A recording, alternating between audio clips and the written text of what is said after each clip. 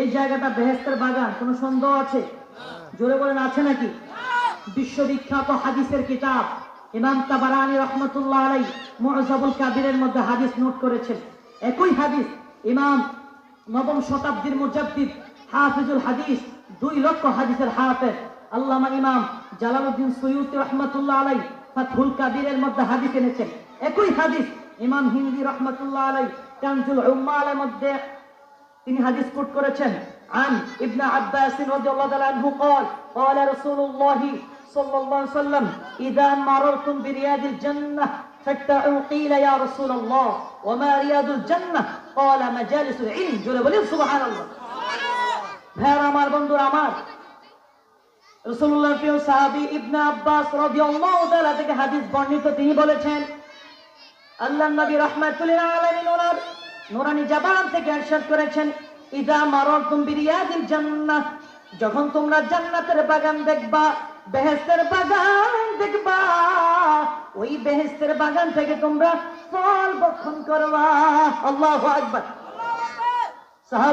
সাহাবায়ে কেরাম প্রশ্ন করলেন ফাত্তাউ কিলা ইয়া রাসূলুল্লাহ ওয়া মা রিয়াদুল জান্নাহ, নবী গো বেহেশতের বাগান কি, জান্নাতের বাগান কি?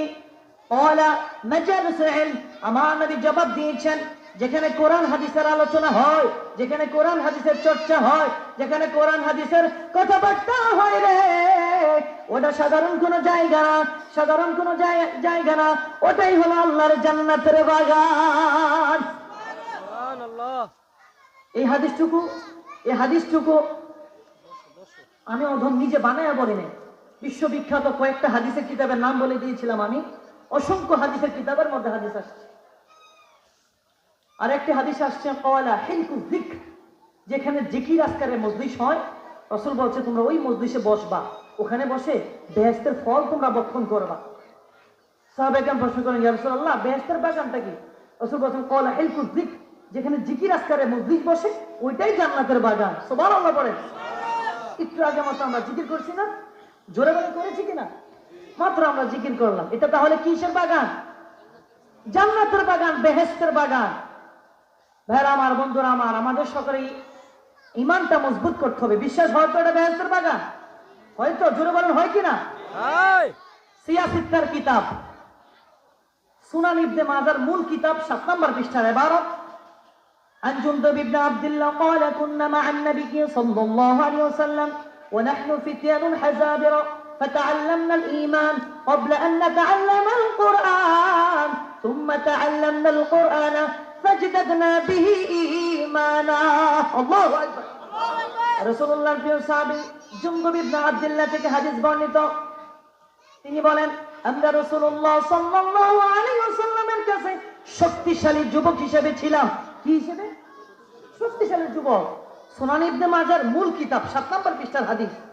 তিনি বলছেন আমরা রাসূলুল্লাহর কাছে শক্তিশালী যুবক, সুঠাম দেহের যুবক হিসেবে ছিলাম। সুবহানাল্লাহ বলে। তিনি বলছেন ফাতাআল্লামনাল ঈমান, আমরা ঈমান শিক্ষা করতাম, ঈমান চর্চা করতাম। ক্বাবলা আন নাতাআল্লামাল কুরআন, কুরআন শিক্ষা করার আগে, কুরআন শিক্ষা করার পূর্বে। সুবহানাল্লাহ।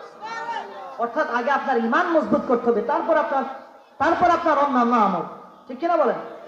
জুনদুব ইবনে আব্দুল্লাহ বলছেন ফাতাআল্লামনাল ঈমান, আমরা ঈমান শিক্ষা করতাম, ঈমান চর্চা করতাম। ক্বাবলা আন নাতাআল্লামাল কুরআন, কুরআন শিক্ষা করার আগে, কুরআন শিক্ষা করার পূর্বে। সুবহানাল্লাহ। তারপরে তিনি বলেন ক্বাবলা নাতাআল্লামাল কুরআন সুম্মা তাআল্লামনাল কুরআন, অতঃপর আমরা কুরআন শিক্ষা করতাম, কুরআন চর্চা করতাম। ফাজদাদনা বিহি ঈমানা, এর দ্বারা আমরা ঈমান বৃদ্ধি করতাম। তাহলে হাদিস থেকে বোঝা যায় আগে আপনার ঈমান, আগে ঈমান চর্চা করতে হবে, ঈমান শিক্ষা করতে হবে, তারপর কোরআন। আল্লাহু আকবার। তারপর তিনি বলছেন তারপর আমরা কোরআন শিক্ষা করতাম, এর দ্বারা ঈমানটা মজবুত করতাম। আল্লাহ তাআলা সূরা আনফালের মধ্যে বলে দিয়েছেন 8 নম্বর পারা সূরা আনফালের মধ্যে আসছে ওয়াইদা তুলিয়াত আলাইহিম আয়াতুহু যাদাতুহুম ঈমানা, যখন আল্লাহর মুত্তাকি বান্দাদের সামনে আল্লাহর কোরআনের আয়াত তেলাওয়াত হয় তখন তাদের ঈমানটা বেড়ে যায়। আল্লাহু আকবার, আল্লাহু আকবার। এজন্য এই জায়গাটা আজকে বেহেশতের বাগান।